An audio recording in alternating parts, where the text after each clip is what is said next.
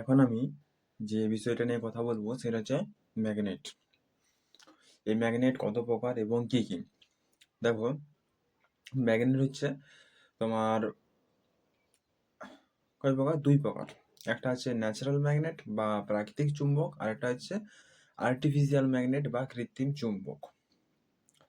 প্রথমে আমরা যেটা নিয়ে কথা বলবো সেটা হচ্ছে ন্যাচারাল ম্যাগনেট। এই ন্যাচারাল ম্যাগনেট বা প্রাকৃতিক চুম্বক কাকে বলে? না, প্রকৃতিতে যেসব চুম্বক পাওয়া যায় তাদের প্রাকৃতিক চুম্বক বলে। এই ধরনের চুম্বককে খনিজ চুম্বকও বলা হয়। আহ, এই ধরনের চুম্বকের শক্তি কম হয়। এই ধরনের চুম্বক বাজারে কিনতে পাওয়া যায় না এবং এরা নির্দিষ্ট আকারের হয় না এবং এদের শক্তিও বেশি হয় না। গ্রিক দেশের ম্যাগনেসিয়া নামক অঞ্চলে এই ধরনের প্রচুর পাথর পাওয়া যায়। যেহেতু গ্রিক দেশের ম্যাগনেসিয়া নামক অঞ্চলে এই ধরনের পাথরটি পাওয়া গেছে, তাই এদের নাম রাখা হয়েছে ম্যাগনেটাইট। বর্তমানে যেটা আমরা ম্যাগনেট নামে পরিচিত। তো এই যে পাথরটি পাওয়া গিয়েছিল এর মধ্যে কি কি গুণ লক্ষ্য করতে পারা গিয়েছিল? দেখো, চুম্বকের ধর্ম দুটি। এক এক এক নম্বর হচ্ছে আকর্ষণী ধর্ম। চুম্বকের আকর্ষণ ধর্ম আছে বলে, হ্যাঁ, গ্রিক দেশের ম্যাগনেসিয়া নামক অঞ্চলে এই ধরনের পাথরটি পাওয়া গিয়েছিল বলে এটাকে ম্যাগনেটাইট বলা হয়েছে। বর্তমানে যেটাকে আমরা ম্যাগনেট নামে পরিচিত। তো এটা বলছিলাম যে ধর্ম দুটি, ঠিক আছে। এক নম্বর হচ্ছে আকর্ষণী ধর্ম। চুম্বকের আকর্ষণ ধর্ম আছে বলে চুম্বক লোহা, নিকেল, কোবাল্ট প্রভৃতি ধাতুকে আকর্ষণ করতে পারে। দু নম্বর হচ্ছে দিক নির্দেশক ধর্ম, মানে কোনো চুম্বকের মাঝখানে সুতো দিয়ে বেঁধে ঝুলিয়ে দিলে চুম্বকটি উত্তর দক্ষিণ মুখ করে স্থির হয়ে যায়। চুম্বকের এই ধর্মটিকে দিক নির্দেশক ধর্ম বলে। তো এতক্ষণ আমরা জানলাম চুম্বকের ধর্ম, ঠিক আছে। প্রাকৃতিক চুম্বক থেকে আমাদের আর্টিফিশিয়াল ম্যাগনেট এসছে। তো এই প্রাকৃতিক চুম্বকের উদাহরণগুলি কি কি? এক নম্বর হচ্ছে লোডস্টোন, দু নম্বর দিগদর্শন, তারপর তিন নম্বর প্রদর্শন বস্তর। এই গেল আমাদের প্রাকৃতিক ন্যাচারাল ম্যাগনেট বা প্রাকৃতিক চুম্বকের উদাহরণ। তারপর দু নম্বর হচ্ছে আর্টিফিশিয়াল ম্যাগনেট বা কৃত্রিম চুম্বক। আর্টিফিশিয়াল ম্যাগনেট কোনগুলো? Needle magnet, horseshoe magnet, bar magnet, ball ended magnet, এগুলো সবই হচ্ছে আর্টিফিশিয়াল ম্যাগনেট।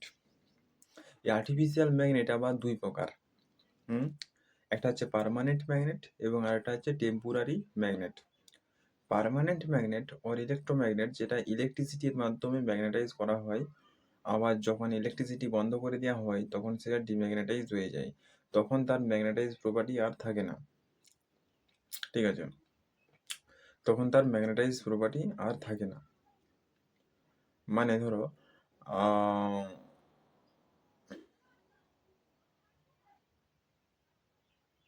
টেম্পোরারি ম্যাগনেট ও ইলেকট্রোম্যাগনেট মানে যেটা ইলেকট্রিসিটির মাধ্যমে ম্যাগনেটাইজ করা হয়, আবার যখন ইলেকট্রিসিটি বন্ধ করে দেওয়া হয় তখন সেটা ডিম্যাগনেটাইজ হয়ে যায়, তখন তার ম্যাগনেটাইজ প্রপার্টি আর থাকে না।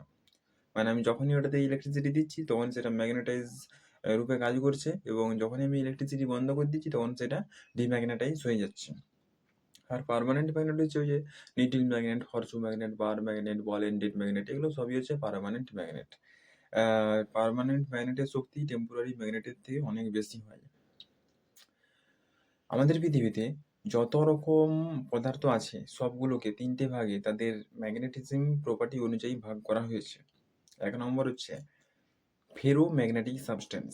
ফেরোম্যাগনেটিক সাবস্টেন্স সেগুলো যেগুলো খুব স্ট্রংলি আকর্ষিত হয় সেগুলোকে ফেরোম্যাগনেটিক সাবস্টেন্স বলে, যেমন লোহা, নিকেল, কোবাল্ট প্রভৃতি। দু নম্বর প্যারাম্যাগনেটিক সাবস্টেন্স। প্যারাম্যাগনেটিক সাবস্টেন্স কোনগুলো? যেগুলো খুব স্লাইটলি বা খুব হালকাভাবে ম্যাগনেটাইজ করা হয় সেগুলোকে প্যারাম্যাগনেটিক সাবস্টেন্স বলে, যেমন কি অ্যালুমিনিয়াম, প্লাটিনাম, কপার, ম্যাঙ্গানিজ, এগুলো সবই হলো প্যারাম্যাগনেটিক সাবস্টেন্সের উদাহরণ। তিন নম্বর হচ্ছে ডায়াম্যাগনেটিক সাবস্টেন্স। ডায়াম্যাগনেটিক সাবস্টেন্স সেইগুলো যেগুলো ধরতে চায় না বা আকর্ষিত করতে চায় না সেগুলোকে ডায়াম্যাগনেটিক সাবস্টেন্স বলে, যেমন কি bismuth, sulphur, graphic, glass, paper, wood etcetera. এই যে বললাম ডায়াম্যাগনেটিক্স এগুলা ধরতে চায় না বললাম, তাহলে কি এদের মধ্যে ম্যাগনেটাইজ নাই? পৃথিবীর সমস্ত পদার্থের মধ্যে ম্যাগনেটিজম প্রপার্টি আছে, কম বেশি আছে। মানে ওইটাতে এতটাই কম আছে সেটা ম্যাগনেট চুম্বকের সাথে আকর্ষণ করতে পারছে না। কিন্তু আছে।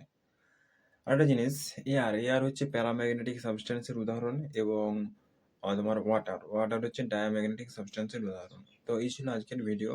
আশা করি ভিডিওটা তোমাদের প্রত্যেকের ভালো লেগেছে।